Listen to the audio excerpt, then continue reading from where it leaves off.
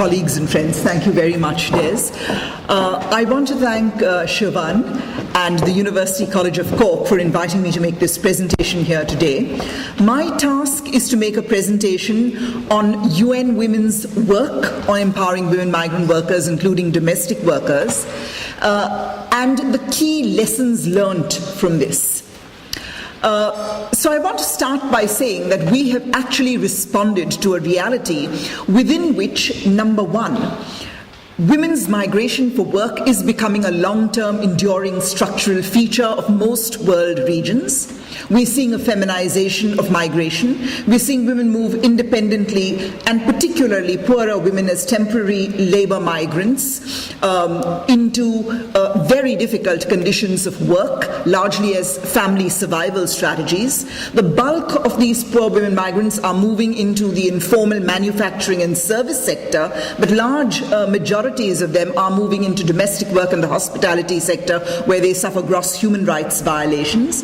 But they're not just victims, they're also survivors. They make huge contributions by means of financial and social remittances to countries of origin, transit, and destination, and often at great cost to themselves. And these costs are generated by a lack of policies and programs that protect them. And to give you an example, we have trade and capital flows that are liberalized, but we have barriers erected to transnational people flows, and particularly to the flows of women migrant workers. For instance, outright bans on their migration as a safeguard against trafficking, occupation-specific bans, age-specific bans, bans based on maternity, marital status, and the like, which only exacerbates the ground for trafficking. And much trafficking occurs within the context of migration by manipulating the vulnerability of poor migrant workers, and because of restrictive migration policies, and because of a lack of labor protection. So we have exactly what Maria Garcia pointed out, forced labor conditions. And this is the context that our programs and our policies and our work is responding to. So what are our goals? Number one, to empower women migrant workers by catalyzing, empowering policy environments and institutional environments. Number two, building the capacity of policy makers and enforcers and implementers of law to address women migrant workers' concerns, including domestic workers, from a rights perspective. And number three, building or strengthening the capacity of migrant workers' organizations to claim their rights and entitlements. We focus on poor, unskilled women migrant workers, including domestic workers. What have we done? Just a few results and some bits of our work that we consider important. Number one, we have engaged with global intergovernmental processes, primarily the Global Forum on Migration and Development, which is the key intergovernmental global process on migration and development. It's been very lean and mean on gender. They've just got gender on board in 2010, where we worked with IOM and ILO to put domestic workers at the interface of migration and development on the agenda. And the meetings that we have supported, UN Women has supported on request of these governments, have been very recently in Jamaica and Accra, which came out with two important results.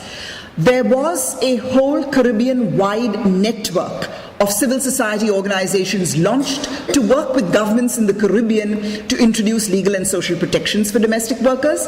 And the second was the development of a checklist, a tool to help governments to actually formulate and implement legal and social protections from domestic workers based on all the key human rights standards, the ILO Convention, CEDAW, and the Migrant Committee Convention, and I have a copy of that.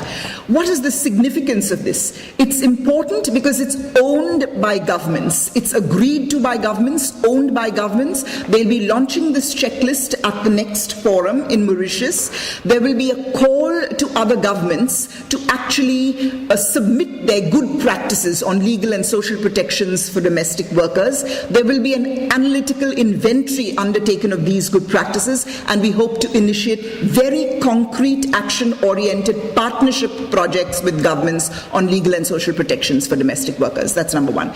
Second, Secondly, we have engaged with the treaty body system and the special procedure system on standard setting for women migrant workers. And here I want to talk about CEDAW, where we actually worked with the CEDAW committee to introduce or to adopt what is called the CEDAW General Recommendation on Women Migrant Workers.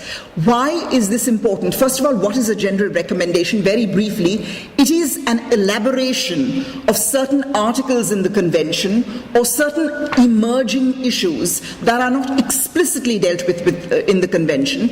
So they map out the trends, the causes of these issues, and give very concrete guidance to governments on how these issues could be addressed. So there is one on women migrant workers, including domestic workers. The importance of this, it puts the issue of women migrant workers and domestic workers up front. It institutionalizes it, so to speak, in the CEDAW process in more ways than one. And we have 187 governments that have ratified the CEDAW Convention. So it's a huge, it offers, very promising potential to use CEDAW. And we've used this actually to train governments and civil society groups. The reporting on migrant workers has increased. The CEDAW committee's comments on women migrant workers has increased, and in fact some of these comments have been implemented, like Nepal did fast track the adoption of its legislation on migrant workers, including women migrant workers and domestic workers. We had Jordan amending its labor laws to include domestic workers, etc. I won't go into details. The third thing that we've done is actually to build, to support domestic workers organizations, and we supported about 17 consultations to actually work with governments or advocate with governments to adopt the ILO convention, and now we are working with unions and domestic workers to actually ratify the convention and implement it. The second level of things that we've done is at the regional level to mainstream gender into the ASEAN Declaration on the Protection of the Rights of Women Migrant Workers, including domestic workers and members of their families. And we have worked with recruiting agencies, bringing together a very select group of recruiting agencies in the Asia-Pacific region to develop a code of conduct for women migrant workers, including domestic workers. And this is not an imposition by us. It was a meeting in which they shared their good practices and they developed their code of conduct from those good practices. And we spoke to the fact that many of them wanted to be seen as respectable entrepreneurs and not as illegal recruiters or as traffickers and the like. And this is being implemented, at least I can say, in Nepal, where these recruiting agencies were part of the multi-stakeholder committees appointed by government to introduce legislation on migration, gender-sensitive legislation, and regulations for recruiting agencies. It's a very difficult target group to address. The last bit that I want to talk about is national legislation, and the 2 or 3 examples I want to give are Nepal, Indonesia, and Jordan, where we worked with governments and civil society providing upstream policy advice to develop and implement these pieces of legislation. And what are some of the main provisions? Number 1, they have lifted bans on women's out-migration. Women now have independent migration, lowering the cost of migration, particularly for women, pre-departure training programs and community awareness raising on the costs, the risks of migration and the like. Gender-sensitive reintegration. So these are some of the gender-sensitive provisions in these pieces of legislation. As I said, in Jordan, the labor law has been amended to include domestic workers, and there's a very solid contract for domestic workers, a standard unified working contract for non-Jordanian domestic workers that has been implemented by the government of Jordan. There are huge problems in implementation, which we can come to in the discussion that will follow, so I won't go into details. There's a big gap between policy and practice, and some of these issues need to be discussed. And finally, we've also worked with community-based organizations. We have facilitated the formation or the strengthening of community-based organizations of returned women migrant workers in Nepal. That's about 15 districts in Nepal, about 7 districts in Indonesia. And what have we done very briefly? These groups have worked with local governments to produce sex disaggregated data on women's outmigration. So who has migrated where to, with which employer, the address of the employer, the address of the recruiting agency, and we've been able to use this data to actually track women who've lost contact with their families or who have been abused by their employers, using the connection or the link that we've made with NGOs in the country of destination. Secondly, pre-departure training programs, where these groups have been part of developing the pre-departure training program, and we have also drawn on the resources of returned women migrant workers to be resource people in these pre-departure programs. Thirdly, community policing to look out for traffickers whom they warded away, or exchange of blacklisted recruiting agencies who've exploited women so that they no longer go to them. Paralegal training, and it's very encouraging to note in Nepal, these community groups have handled more than 500 cases of exploitation of women migrant workers. The majority of them have been cases of rescue in the destination country and return, wage payments, recovery of wages, and the like. So finally, I want to conclude making 5 brief points. What have we learned from this? Number one, it's very important to have data, research, baseline studies, because this maps out what the situation is, where the gaps are, and it is very important in terms of informing your policy and your program formulation and implementation. And you have this data then that will be a gauge or will tell you how much you have done to impact the situation. So that's number one. Number two, it's very important to have national ownership for sustainability.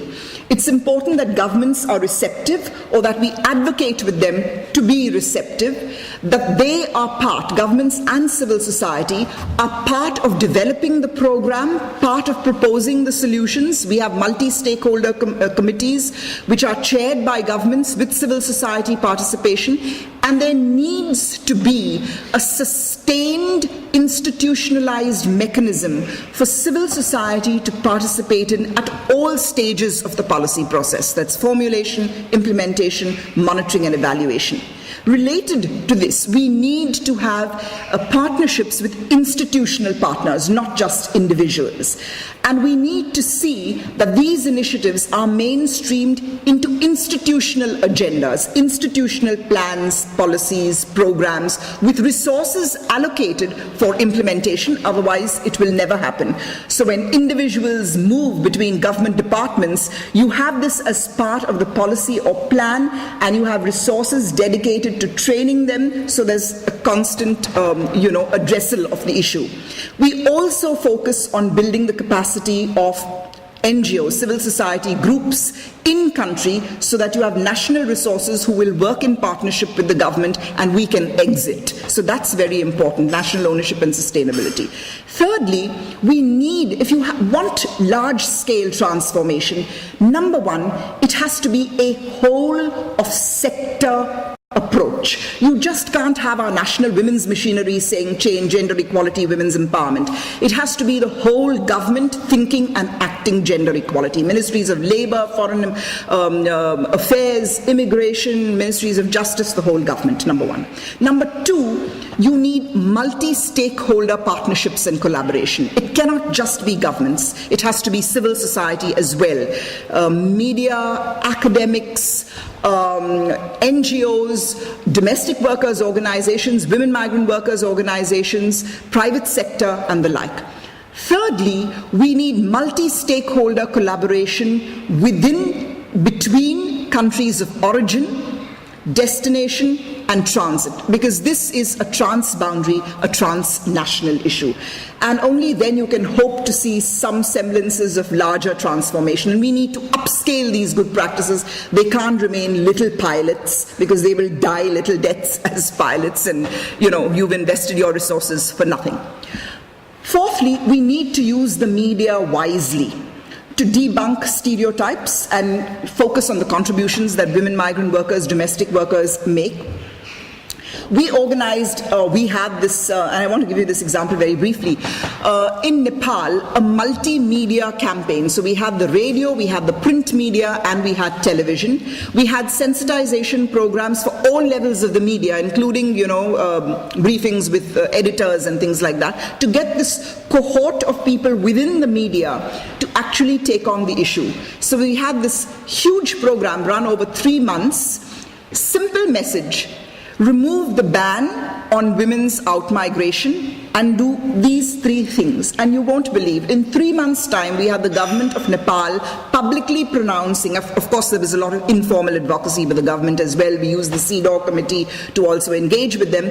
But in 3 months' time, the government of Nepal was publicly pronouncing that they would introduce the Foreign Employment Act with gender-sensitive provisions, and the ban on women's out-migration was lifted. We need to have, the last point that I want to make, a gap between policy and practice. And that means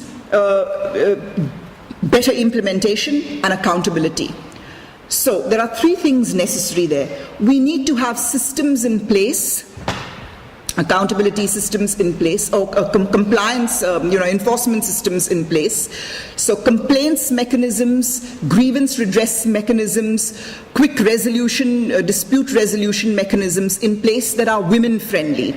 We need to have accountability systems, sanctions for duty bearers who don't implement the law, who violate women migrant workers' rights, including domestic workers' rights, and employers, for instance. We need information dissemination and capacity building of implementers of the law, so they know this policy exists, they know they can be sanctioned, but we also need to have incentives for them, gender-sensitive performance assessment criteria, so there's incentives. We need information dissemination and capacity building for migrant women workers and domestic workers, so that they know how to claim their rights and entitlements, what mechanisms to invoke, and how to call duty bearers to account. And lastly, we need to broaden the membership base of women migrant workers and domestic workers whenever we are advocating for their interests. But more than that, we need to also expand the support base of other informal sector workers for women migrant workers and domestic workers. We need to get employers on board, recruiting agents on board. And how?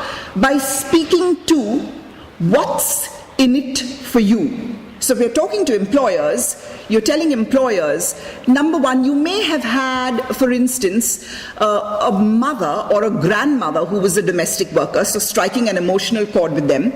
You need to support legal and social protections for domestic workers because you want to be good employers. It's the right thing to do. But also, if you support this, the quality of care for you will be enhanced or will improve, and there will be a lack of nebulousness. You won't be ambivalent anymore about what to do. There will be standards there guiding you what to do. So you need to speak to interest groups or different groups also based on what interests would be enhanced for them. And with that, I would like to close. Thank you very much.